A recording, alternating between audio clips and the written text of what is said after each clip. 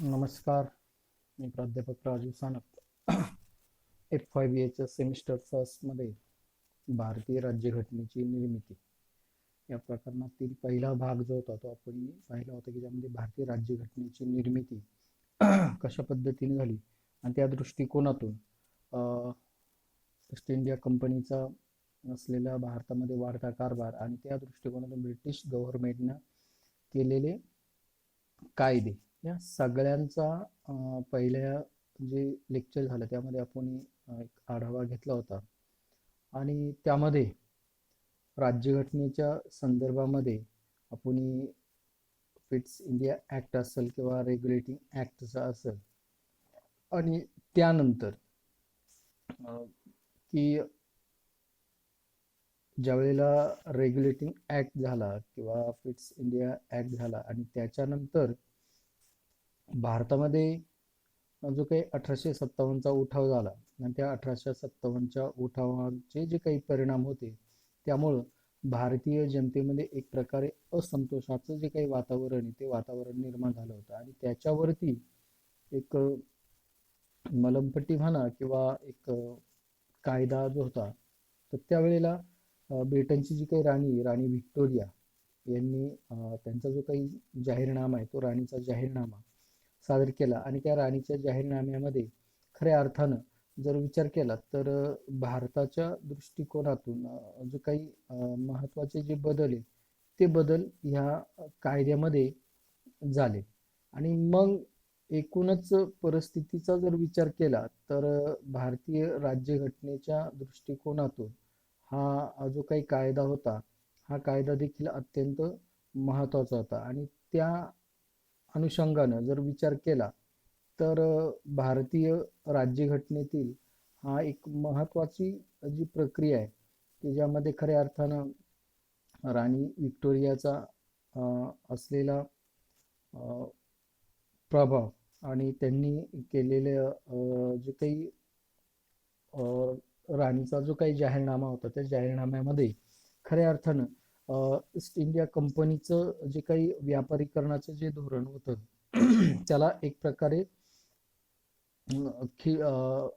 बंदी म्हणा किंवा त्याच्यावरती जे काही नियंत्रण आहे ते नियंत्रण आलं म्हणजे ईस्ट इंडिया कंपनी या खाजगी आणि व्यापारी कंपनीऐवजी ब्रिटनच्या राणीच्या नावानं जो काही राज्यकारभार आहे त्या राज्यकारभाराला या ठिकाणी सुरुवात झाली आणि त्यानंतर जर विचार केला तर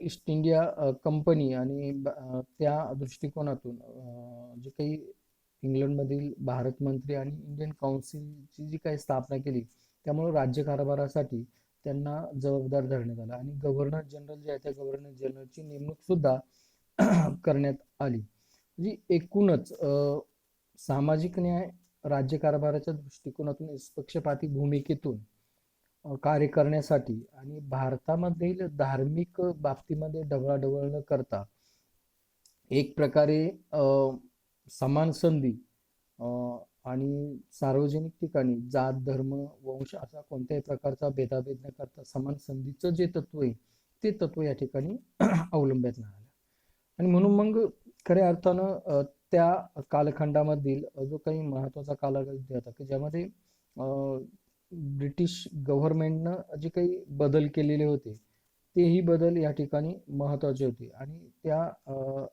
चा विचार करता ब्रिटनचं जे काही गव्हर्नमेंट होतं त्या ब्रिटिश गव्हर्नमेंटनं भारतामध्ये जे काही बदल आहे ते बदल करण्याला सुरुवात केली आणि त्या दृष्टिकोनातून जर विचार केला तर 1858 मध्ये मुंबई आणि मद्रास विद्यापीठ जे आहे त्या मुंबई मद्रास विद्यापीठाची 1858 मध्ये स्थापना करण्यात आलेली होती आणि मग ह्या कायद्यानं मुंबई मद्रास जे प्रांत होतं त्या प्रांतांना खऱ्या अर्थानं स्वायत्तता मिळालेली होती आणि तिथल्या प्रतिनिधी जे आहेत ते प्रतिनिधी निवडण्याचा जो अधिकार आहे तो अधिकार गव्हर्नर जनरल जो आहे त्या गव्हर्नर जनरलला प्राप्त झालेला होता आणि त्याचबरोबरीनं राज्यांमध्ये उच्च न्यायालय जे आहे ते उच्च न्यायालय स्थापन करण्याचा देखील अधिकार देण्यात आलेला होता म्हणजे घटनात्मक दृष्टिकोनातून जर विचार केला तर स्वतंत्र असं कायदेमंडळ प्रांतासाठी केलेलं स्वतंत्र कायदेमंडळ आणि उच्च न्यायालयाच्या निर्मितीच्या दृष्टिकोनातून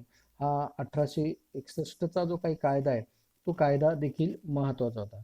आता त्याच्यानंतर भारतीय राज्यघटनेच्या दृष्टिकोनातून एक महत्वाचा जो कायदा झाला तो 1882चा, की जो लॉर्ड रिपन यांनी हा कायदा बनवला.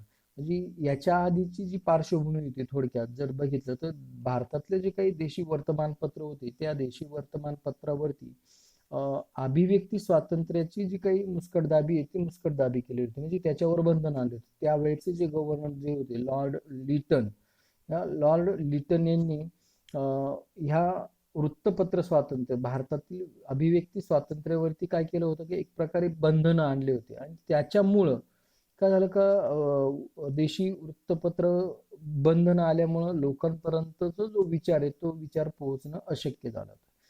पण लॉर्ड रिपनचा जो काही 1882चा जो कालखंड होता त्या लॉर्ड रिपनच्या कालावधीमध्ये त्यांनी खऱ्या अर्थानं जर विचार केला तर त्यामध्ये त्यांनी अभिव्यक्ती स्वातंत्र्यावरती जे काही मर्यादा होत्या त्या मर्यादा रद्द केल्या आणि देशी वर्तमानपत्र जे होते त्या कालखंडामध्ये देशी वर्तमानपत्र निघू लागले. त्याचबरोबरीनं लॉर्ड रिपन हा जो काही महत्वाचा त्यांचा जो कालखंड आहे की त्या दृष्टिकोनातून जर विचार केला तर लॉर्ड रिपन स्थानिक स्वराज्य संस्था ज्या आहेत त्या स्थानिक स्वराज्य संस्थांच्या दृष्टिकोनातून लॉर्ड रिपन यांचा कालखंड अत्यंत महत्वाचा आहे.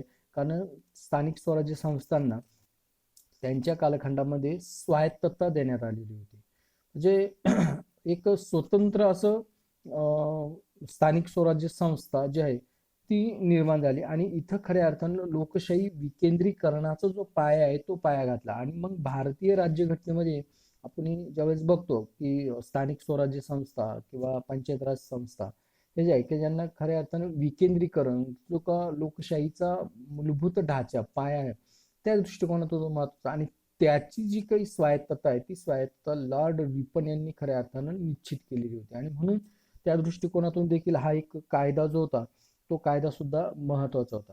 त्याचबरोबरीनं 1892 मधला एक जो काही काउन्सिल इंडियन काउन्सिलचा जो काही कायदा आहे तो कायदा सुद्धा दरम्यानच्या कालावधीमध्ये केला. आणि त्यावेळेचे जे काही गव्हर्नर जनरल होते लॉर्ड डफरिन, या लॉर्ड डफरिनच्या काळामध्ये हा कायदा जो आहे तो कायदा मंजूर करण्यात आला.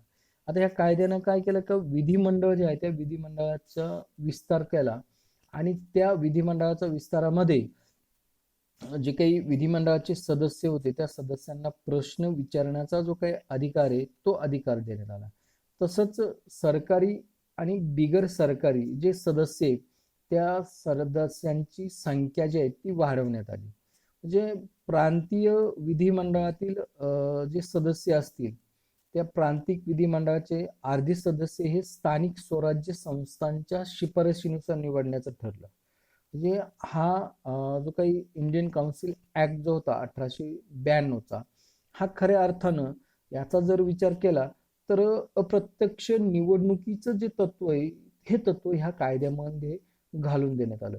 म्हणजे काय झालं की प्रांतिक विधिमंडळाचे जे अर्धे सदस्य जे होते ते अर्धे सदस्य स्थानिक स्वराज्य संस्थांच्या शिफारशीनुसार निवडण्यात आले. म्हणजे काय झालं की एक प्रकारे विकेंद्रीकरण जे होतं त्या विकेंद्रीकरणाला महत्व प्राप्त झालं. म्हणजे भारतीय राज्यघटनेच्या घटनात्मक विकासाच्या दृष्टिकोनातून जर विचार केला तर हा कायदा सुद्धा अत्यंत महत्वाचा होता की या कायद्यानं विधिमंडळाचा विस्तार झाला. त्याचबरोबरीनं सरकारी व बिगर सरकारी सदस्यांची वाढ करण्यात आली. विधिमंडळाच्या सदस्यांना प्रश्न विचारण्याचा जो अधिकार आहे तो अधिकार प्राप्त झाला. आणि त्याचबरोबरीने निवडणुकीचं जे तत्व आहे ते निवडणुकीचं तत्व या ठिकाणी स्वीकारण्यात आलं. आणि मग त्या दृष्टिकोनातून हा कायदा जो होता हा कायदा सुद्धा त्यावेळेसच्या दृष्टिकोनातून एक महत्वाचा कायदा म्हणून याच्याकडे पाहिलं जातं. आता दरम्यानचा जो कालखंड होता की त्यानंतर मध्ये 1892 आणि त्याच्या मधल्या 1885 मध्ये राष्ट्रीय काँग्रेस जी आहे त्या राष्ट्रीय काँग्रेसची स्थापना करण्यात आलेली होती. म्हणजे राष्ट्रीय सभेची जी स्थापना आहे ती स्थापना करण्यात आली. आणि ह्या राष्ट्रीय सभेचा जो उद्देश होता मुळात तो भारतीय स्वातंत्र्य मिळवून देणं. आणि या राष्ट्रीय काँग्रेसवरती मवाळ आणि जहाल अशा दोन गटांचा जो काही प्रभाव होता की ज्यामध्ये खऱ्या अर्थानं मवाळ गट जो होता त्या मवाळ गटामध्ये फिरोजशाह मेहता, न्यायमूर्ती रानडे, नामदार गोखले, सुरेंद्रनाथ बॅनर्जी असेल अशी उदारमतवादी नेते मंडळी होती. आणि जहालमतवादी गटामध्ये लोकमान्य टिळक, लाला लजपत राय, बिपिन चंद्र पाल, अरविंद घोष यासारखी प्रखर आक्रमक स्वरूपाची जी नेते मंडळी ती नेते मंडळी होती. आणि म्हणून या दृष्टिकोनातून 1885 हा जो कालखंड याच्यामध्ये भारतीय स्वातंत्र्याच्या दृष्टिकोनातून हा कालखंड अत्यंत महत्वाचा आहे. आता दरम्यान त्याच्यानंतर काय झालं का खऱ्या अर्थानं म्हणजे बंगालची जी फाळणी हा एक भारतीय राज्यघटनेच्या विकासाच्या दृष्टिकोनातून एक महत्वाचा मुद्दा जो आहे की तोही या ठिकाणी पाहणं महत्वाचं आहे. कारण काय झालं की 1892 नंतर आणि 1905 ह्या दरम्यानचा जो कालखंड आहे की ब्रिटिशनी जे काही भारतामध्ये जे काही फाळणीचे बीज जे होते ते बीज या कालखंडामध्ये रोवली गेली. जी बंगालची जी फाळणी होती ती फाळणी 1905 मध्ये जरी झाली असली तरी 1857 नंतर स्वातंत्र्याचा जो संघर्ष आहे तो तीव्र स्वरूपात झाला आणि भारतीय जनतेमध्ये असंतोषाचं जे वातावरण आहे ते वातावरण निर्माण झालं. पण त्याच्यामध्ये मुस्लिम जो समुदाय होता त्या मुस्लिम समुदायाला एक स्वतंत्र अशी वागणूक देत असताना त्यांना खुश ठेवण्यासाठी लॉर्ड कर्झन जे होते त्या लॉर्ड कर्झननं काय केलं का मुस्लिम बहुल असलेला भाग जो होता तो बंगालपासून वेगळा केला. आणि म्हणून मग त्या दृष्टिकोनातून बंगालची जी फाळणी आहे पूर्व पश्चिम बंगाल जो आहे ती फाळणी केल्यामुळं काय झालं का एक प्रकारे इथं भारतीय फाळणीचं जे बीज आहे ती बीज याच्यामध्ये दिसतं. आणि याच्यामुळं काय झालं का हिंदू मुस्लिमांमधली असलेली जी काही एकजूट आहे ती एकजूट नाहीशी व्हायला लागली. आणि त्याचंच एक प्रतिबिंब म्हणून 1906 मध्ये मुस्लिम लीग जे आहे त्या मुस्लिम लीगची स्थापना करण्यात आली. आणि म्हणून या दृष्टिकोनातून बंगालची जी फाळणी आहे ती फाळणी सुद्धा अत्यंत महत्वाची होती. आणि म्हणून तो एक सांप्रदायिकता म्हणा, जातीय मतदारसंघ म्हणा किंवा फुटीरवादी वृत्ती जी आहे याला प्रेरणा घालणारं जे काही बंगालची फाळणी आहे ती फाळणी होती. आणि म्हणून मग त्या दृष्टिकोनातून हा एक कालखंड जो होता तोही महत्वाचा होता. आता दरम्यान जे काही 1909चा जो काही मॉर्ले मिंटो सुधारणा कायदा जो होता तो मॉर्ले मिंटो सुधारणा कायदा करण्यात आला. म्हणजे त्यावेळेचे 1909च ब्रिटिश संसदेनं हा जो काही कायदा आहे तो मंजूर केला. त्यावेळेचे लॉर्ड मोर्ले आणि लॉर्ड मिंटो हे जे काही सचिव होते या सचिवांनी काय केलं की खऱ्या अर्थानं भारतामधील एकूणच जे काही वातावरण आहे ते वातावरण निवळण्याच्या दृष्टिकोनातून त्यावेळेचे जे व्हायसराय होते लॉर्ड मिंटो आणि secretary of state Lord Minto यांनी परस्परांशी विचार विनिमय करून 1909 साली हा जो काही कायदा आहे इंडियन काउन्सिल ऍक्ट प्रमाणे हा कायदा मंजूर केला. आणि ह्या कायद्यामध्ये काय केलं की केंद्रीय आणि प्रांतिक जे विधिमंडळ आहे त्या विधिमंडळांची सदस्य संख्या जी आहे ती वाढ करण्यात आली. मग त्या सदस्य संख्येची वाढ ही 16 वरून 69 वर करण्यात आलेली होती. त्याचबरोबर कायदे मंडळाचे सदस्य जे आहेत त्या सदस्यांची निवड पद्धतीच्या संदर्भामध्ये सुद्धा एक महत्वाचा निर्णय घेण्यात आला आणि तिथं निवडणूक पद्धती जी आहे ती निवडणूक पद्धती स्वीकारण्यात आली. कायदे मंडळाच्या अधिकारामध्ये वाढ करण्यात आली. मुस्लिमांना स्वतंत्र असं प्रतिनिधित्व जे आहे ते प्रतिनिधित्व देण्यात आलं. आणि त्याच्यामुळं पुढं जाऊन याचा परिणाम असा झाला की जातीय प्रतिनिधित्वाची जी मागणी त्या जातीय प्रतिनिधित्वाच्या मागणीनं काय केलं का इथं जोर धरला. आणि म्हणून असं म्हणता येईल की भारत आणि पाकिस्तान फाळणीला सुद्धा हा एक कायदा कारणीभूत आहे असं आपल्याला या ठिकाणी सांगता येऊ शकतं. आणि मग 1909 नंतर खऱ्या अर्थानं भारतीय स्वातंत्र्य चळवळीच्या याच्यामध्ये आणि भारतीय राज्यघटनेच्या विकासाच्या दृष्टिकोनातून हे जे काही कायदे ते कायदे अत्यंत महत्वाचे होते की ज्या कायद्यांनी खऱ्या अर्थानं भारताच्या स्वातंत्र्याची जी चळवळ होती त्या स्वातंत्र्याच्या चळवळीमध्ये महत्वाचे जे बदल आहे ते बदल घडले. आता दरम्यान पहिलं महायुद्ध जे होतं ते 1914ला पहिलं महायुद्ध सुरू झालं आणि 1919ला ते संपलं. पण भारतीय स्वातंत्र्यामध्ये बदल करणारा हा कालखंड होता. यामध्ये स्वराज्य हा जो शब्द, या शब्दाला पर्यायी शब्द होम रूल हा शब्द देण्यात आला आणि या काळामध्ये तो 1918 मध्ये हा शब्द वापरण्यात आलेला होता. आता 1909 मध्ये मॉन्टेग्यू चेम्सफोर्ड सुधारणा कायदा जो आहे तो 1919 मध्ये करण्यात आला. पण दरम्यान 1920 मध्ये काय झालं का, लोकमान्य टिळकांचा मृत्यू झाला आणि त्यानंतर महात्मा गांधीजींनी भारतीय स्वातंत्र्य चळवळीचा जो काही लढा जो होता त्या लढ्याचं नेतृत्व केलं. आणि मग त्या दृष्टिकोनातून जर विचार करतात तर मॉन्टेग्यू चेम्सफोर्ड सुधारणा कायदा जो आहे तो भारतीय दृष्टिकोनातून अत्यंत महत्वाचा आहे. कारण वास्तविक दृष्टिकोनातून जर विचार केला तर राष्ट्रीय आंदोलन आणि ब्रिटिश सत्तेविषयी भारतीय जनतेमध्ये एक असंतोषाचं जे वातावरण आहे ते वातावरण निर्माण झाले होतं आणि भारतीय जनतेमधील असंतोष निर्माण करण्यामध्ये किंवा भारतीय जनतेला जो काही असंतोष जो आहे तो संपुष्टात आणण्यामध्ये त्या दृष्टिकोनातून मोर्ले मिंटो सुधारणा कायदा केला होता. परंतु तो जो काही कायदा आहे तो कायदा अयशस्वी ठरला आणि त्यामुळं पुढील 10 वर्षाच्या आतच ब्रिटिश पार्लमेंटला मॉन्टेग्यू चेम्सफोर्ड सुधारणा कायदा जो होता तो कायदा करावा लागला. आता मॉन्टेग्यू चेम्सफोर्ड सुधारणा कायदा जो होता की त्या दृष्टिकोनातून मॉन्टेग्यू आणि लॉर्ड चेम्सफोर्ड यांना भारतामध्ये विचार विनिमय जे आहे ते विचार विनिमय करण्यासाठी पाठवण्यात आलं. आता मॉन्टेग्यू चेम्सफोर्ड सुधारणा कायद्यानं ज्या काही तरतुदी त्या तरतुदी ज्या आहेत त्या महत्वाच्या आहे.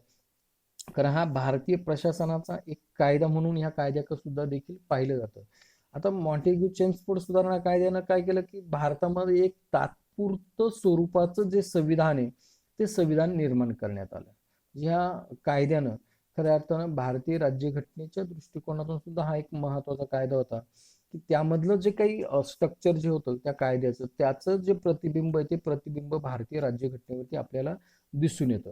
त्याच्यानंतर केंद्रासाठी विधानसभा व राज्य परिषद असे जे काही द्विग्रही कायदेमंडळ आहे ते द्विग्रही कायदेमंडळ स्वीकारण्यात आलं. म्हणजे विधानसभा किंवा राज्य परिषद अशा पद्धतीत लोकसभा किंवा राज्यसभा असे आपण म्हणतो की ज्यामध्ये जे काही द्विदल पद्धती जी आहे द्विदल पद्धती इथं स्वीकारण्यात आली. त्याच्यानंतर गव्हर्नर जनरलची जी काही कार्यकारिणी जी होती त्या गव्हर्नर जनरलच्या कार्यकारिणीचे सभासद जे होते ते विधिमंडळाला जबाबदार नसून तर ते गव्हर्नर जनरलला जबाबदार राहतील. म्हणजे गव्हर्नर जनरलची जी कार्यकारिणी होती जसं आता आपण म्हणतोय की पंतप्रधान हा कायदेमंडळाशी जबाबदार असतो, परंतु त्या दृष्टिकोनातून एकूणच जे सदस्य गव्हर्नर जनरलच्या कार्यकारिणीचे ते जे काही जबाबदारीचं जे तत्व आहे ते जबाबदारीचं तत्व या ठिकाणी दिसून येतं. त्याचबरोबरीनं प्रांतामध्ये द्विदल शासन पद्धती जी आहे ती द्विदल शासन पद्धती इथं स्वीकारण्यात आली आणि ह्या द्विदल शासन पद्धतीमध्ये काय केलं की राखीव खाते आणि सोपीव खाते असे दोन प्रकारचे किंवा त्याला आपण सुरक्षित आणि हस्तांतरित अशा दोन प्रकारच्या ज्या काही याद्या आहेत त्या याद्या करण्यात आल्या आणि या सुरक्षित आणि राखीव या दोन किंवा हस्तांतरित या दोन याद्यामध्ये जे काही विषय ते विषय महत्वाचे होते. म्हणजे सुरक्षित यादीमधील जे विषय होते कायदा सुव्यवस्था असेल किंवा पोलीस खातं असेल, कारागृह असेल, जमीन महसूल असेल किंवा न्याय इत्यादी जे विषय होते त्या इत्यादी विषयाचा समावेश या राखीव खात्यामध्ये गव्हर्नर जनरल आणि त्याची जी काही राज्य परिषद आहे यांच्याकडे तो सोपवण्यात आलेला होता. आता हस्तांतरित जे विषय होते त्या हस्तांतरित मधील ज्या याद्या होत्या यामध्ये शिक्षण होतं, कृषी होतं, स्थानिक स्वराज्य संस्था होत्या, आरोग्य होतं, यासारखे जे काही दुय्यम स्वरूपाचे जे विषय होते त्या दुय्यम स्वरूपाच्या विषयांचा समावेश या यादीमध्ये करण्यात आलेला होता. जे एक प्रकारे भारतामधील स्थानिक स्वराज्य संस्था असेल किंवा आपण त्याला अधिकार विभागणी असेल किंवा आत्ताचं जे भारतीय संघराज्याचं स्वरूप जे दिसतं केंद्र सूची राज्य सूचीमध्ये जे काही अधिकार विभागणी झालेली त्या संदर्भामध्ये सुद्धा हा कायदा महत्वाचा आहे. आता त्याच बरोबरीने ह्या कायद्याने एक महत्वाचं जे काही तत्व जे आहे ते तत्व मंजूर केलं की ज्यामध्ये अँग्लो इंडियन समाज जो होता त्या अँग्लो इंडियन समाजासाठी व ख्रिश्चन यांच्यासाठी स्वतंत्र असे मतदारसंघ जे होते ते मतदारसंघ या ठिकाणी मंजूर करण्यात आले. म्हणजे एक प्रकारे जातीय मतदारसंघाची जी सुरुवात होती ती जातीय मतदारसंघाची सुरुवात या ठिकाणी करण्यात आली.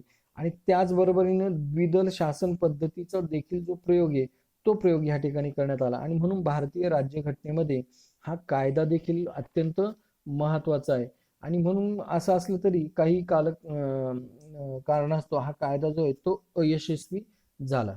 आता आपण जरी 1935चा भारत प्रशासनाचा कायदा जरी पाहणार असलो तरी त्याच्या दरम्यान एक महत्वाच्या ज्या काही घडामोडी घडल्या त्या घडामोडीवरती थोडक्यात एक आढावा जो आहे तो आढावा घेणं मला इथं सोयीस्कर वाटतं. आणि त्या दृष्टिकोनातून भारतीय नेत्यांना स्वातंत्र्याची जी काही लालूच आहे ते लालूच दाखवण्याच्या दृष्टिकोनातून ब्रिटिश गव्हर्नमेंटनं भारतातील जी परिस्थिती ती परिस्थितीची पाहणी करण्यासाठी 1927 साली सायमन कमिशन जे आहे ते सायमन कमिशन भारतामध्ये पाठवलं.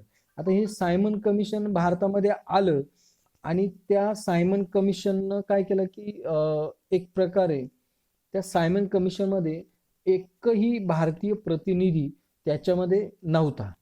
आणि त्याच्यामुळं भारतीय जनतेनं जे काही सायमन कमिशन आहे त्या सायमन कमिशनला काळे झेंडे दाखवून सायमन गो, सायमन परत जा अशा पद्धतीचं जे काही आंदोलन आहे ते आंदोलन केलं. आणि त्या आंदोलनामध्ये जो काही लाठीचार्ज झाला त्या लाठीचार्ज मध्ये लाला लजपत राय जे आहेत ते गंभीर स्वरूपात जखमी झाले आणि त्याच्यामध्ये त्यांचा मृत्यू झाला. त्याच्यानंतर खऱ्या अर्थानं 1930 मध्ये गांधीजींनी असहकाराची जी चळवळ आहे ती चळवळ पुकारली आणि त्याच्यामध्ये दांडी यात्रेचं जे आयोजन आहे ते आयोजन केलं.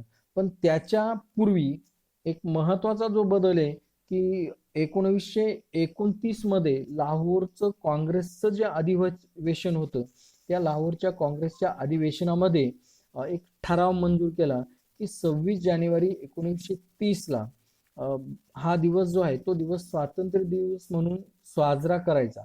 परंतु काय झालं का त्या दिवशी ब्रिटिशांनी भारतीयांना काही स्वातंत्र्य दिलं नाही आणि त्या दिवशी अनेक भारतीयांनी काय केलं का स्वातंत्र्याच्या ज्या मशाली आहे ते मशाली हातात घेतल्या. आणि म्हणून त्या दृष्टिकोनातून त्या दिवसाचं औचित्य म्हणून 26 जानेवारी 1950 ला भारतीय राज्यघटना स्वीकारली. आणि म्हणून आपण खऱ्या अर्थानं 26 जानेवारीला प्रजासत्ताक जरी झालो असलो तरी त्या दिवसाची आठवण म्हणून आपण 26 जानेवारी हा एक साजरा करत असतो. तो एक महत्वाचा बदल किंवा हा एक घटक जो आहे तो या ठिकाणी पाहणं गरजेचं वाटतं. आता त्याच्यानंतर काय झालं का 1930, 31 आणि 32 अशा 3 कालखंड याच्यामध्ये जे काही गोलमेज राऊंड कॉन्फरन्स जी होती गोलमेज परिषद जी आहे त्या गोलमेज परिषद झाली. आणि ह्या गोलमेज परिषदेमध्ये कोणत्याही प्रकारचा जो काही फारसं पॉझिटिव्ह अशा पद्धतीचं काहीच हातामध्ये न आल्यामुळं काय झालं का एक प्रकारे भारतीय जनतेमध्ये असंतोषाचं जे वातावरण होतं ते वातावरण चालूच होतं. आणि म्हणून मग दरम्यान जबाबदार शासन पद्धतीच्या उद्देशानं एक श्वेतपत्रिका काढली आणि त्या श्वेतपत्रिकेमध्ये सर सॅम्युएल जे होते त्या सर सॅम्युएल यांनी काय केलं की प्रिव्हिजनल ऑटोनॉमी ऍक्ट जो होता तो ऍक्ट मंजूर केला. प्रांतीय स्वायत्ततेचा जो कायदा होता तो कायदा मंजूर केला. आणि त्या दृष्टिकोनातून 1935चा जो काही कायदा आहे भारतीय प्रशासनाचा जो कायदा आहे तो कायदा मंजूर केला. आणि त्या भारतीय प्रशासनाच्या कायद्याने भारतीय एकूणच प्रक्रियेमध्ये घटनेच्या प्रक्रियेमध्ये किंवा आजच्या भारतीय राज्यघटनेमध्ये हा कायदा अत्यंत महत्वाचा आहे. काय बदल झाले किंवा ह्या कायद्यामध्ये ज्या तरतुदी सुचवलेल्या होत्या त्या तरतुदी सुद्धा अत्यंत महत्वाच्या होत्या की ह्या 1935चा जो कायदा होता त्या 1935च्या कायद्यामध्ये भारतामध्ये संघ राज्य शासन पद्धती जी होती ती स्वीकारण्यात आली. म्हणजे केंद्र आणि राज्य यांच्यामधील जे काही सत्ता विभाजनाचं तत्व आहे ते तत्व स्वीकारण्यात आलं. आणि मग राज्यघटनेने स्वीकारलेलं जे काही संघ राज्याचा जो पाया आहे तो पाया या ठिकाणी खऱ्या अर्थानं घातला गेलेला होता. आणि मग भारताच्या दृष्टिकोनातून जे काही संघराज्य पद्धती आहे ती संघराज्य पद्धती स्वीकारली. म्हणजे एकूण 11 प्रांत व देशी राज्य असं मिळून एक संघराज्य जे आहे ते संघराज्य तयार करण्यात येईल अशा पद्धतीची जी तरतूद आहे ती तरतूद ह्या कायद्यामध्ये करण्यात आलेली होती. त्याचबरोबरीनं अधिकार विभागणी जी होती ती अधिकार विभागणी केली. केंद्र सरकार आणि घटक राज्य यांच्यातलं जे काही सेपरेशन ऑफ पॉवर, अधिकाराची जी विभागणी आहे ती विभागणी करण्यात आली. आणि त्या दृष्टिकोनातून जर विचार केला तर आत्ताचं जे केंद्र सूची, राज्य सूची, समवर्त सूची अशा ज्या याद्या आहेत त्यावेळेला त्या याद्या तयार करण्यात आल्या. आणि त्याच्यामध्ये आपण 1919च्या कायद्यामध्ये राखीव आणि सोपीव असं जे विषय बघितले होते तर ते तसे विषय यामध्ये टाकण्यात आले. आणि मग एक प्रकारे हा कायदा जो होता तो कायदा महत्वाचा ठरला होता. त्याचबरोबरीनं काय झालं का केंद्रस्थानी द्विग्रहात्मक कायदेमंडळ पद्धती जी आहे ती स्वीकारण्यात आली. म्हणजे केंद्रामध्ये जी काही द्विग्रहात्मक कायदेमंडळ पद्धती जी होती ती स्वीकारल्यामुळं काय झालं का एक प्रकारे अधिकार विभागणी, सेपरेशन ऑफ पॉवर आणि त्याचबरोबरीनं राज्यसभा आणि केंद्रीय विधानसभा अशा स्वरूपाचं जे एक स्ट्रक्चर जे आहे ते स्ट्रक्चर ठरवण्यात आलं. आणि ह्या द्विग्रहात्मक कायदेमंडळ पद्धतीमध्ये काय केलं का राज्यसभा जे होतं त्यावेळेस वरिष्ठ सभागृह असेल आणि त्याच्यामध्ये 260 असे सदस्य त्यावेळेस ठरले होते. आणि केंद्रीय सभागृह जे होतं त्याचे 375 सदस्य जे होते ते ठरवण्यात आले. आणि या 375 सदस्यांची 5 वर्षासाठी निवड होईल. आणि राज्यसभा हे त्यावेळेचं जे होतं ते कायमस्वरूपी सभागृह असेल अशा पद्धतीची जी तरतूद आहे ती तरतूद 1935चा जो काही कायदा आहे त्या कायद्यामध्ये करण्यात आलेली होती. आता हे आपण जे बघितलं की खऱ्या अर्थानं कायदेमंडळ पद्धती किंवा हे सगळं स्वीकारल्यानंतर भारतामध्ये या कायद्यानुसार काय झालं का केंद्रस्थानी द्विदल शासन पद्धती जे त्या द्विदल शासन पद्धतीचा देखील या ठिकाणी स्वीकार करण्यात आला. त्याच्यानंतर या कायद्यानुसार व्हायसराय जो होता त्या व्हायसरायचा अधिकारात वाढ होऊन तो खऱ्या अर्थानं वास्तववादी सत्ता प्रमुख जो आहे तो सत्ता प्रमुख बनला. त्याचबरोबर प्रांतातील जी काही द्विदल राज्य पद्धती जी होती ती द्विदल राज्य पद्धतीचा प्रयोग बंद करून जबाबदार शासन पद्धती जी आहे ती जबाबदार शासन पद्धती या ठिकाणी स्वीकारण्यात आली. आणि मग 1935चा जो कायदा होता त्या कायद्यामध्ये खऱ्या अर्थानं सांघिक न्यायालय जे आहे त्या सांघिक न्यायालयाची पण तरतूद ह्या कायद्यामध्ये करण्यात आलेली होती. आता हे संपूर्ण जो काही कायदा होता हा कायदा भारतीय राज्यघटनेच्या दृष्टिकोनातून अत्यंत महत्वाचा आहे. आणि ह्या कायद्यामध्ये भारतामधील जर विचार केला तर संघराज्य पद्धतीच्या दृष्टिकोनातून समान राज्यांना समान अधिकाराचा दर्जा असेल या संपूर्ण दृष्टिकोनातून हा 1935चा जो कायदा होता तो कायदा भारतीय राज्यघटनेच्या दृष्टिकोनातून अत्यंत महत्वाचा होता. तर अशा पद्धतीनं आपण ह्या आत्ताचं जे लेक्चर होतं की ज्यामध्ये 1909चा कायदा असेल, 1919चा कायदा असेल, 1935चा कायदा असेल, हा की भारतीय राज्यघटनेच्या दृष्टिकोनातून अत्यंत महत्वाचे कायदे जे आहेत त्या कायद्यांचा आपण या ठिकाणी आढावा घेतलेला आहे. तर राहिलेले जे काही कायदे आणि एकूण राज्यघटनेची निर्मितीची जी प्रक्रिया ती प्रक्रिया आपण पुढचं जे लेक्चर असतं त्या लेक्चरमध्ये आपण बघूया.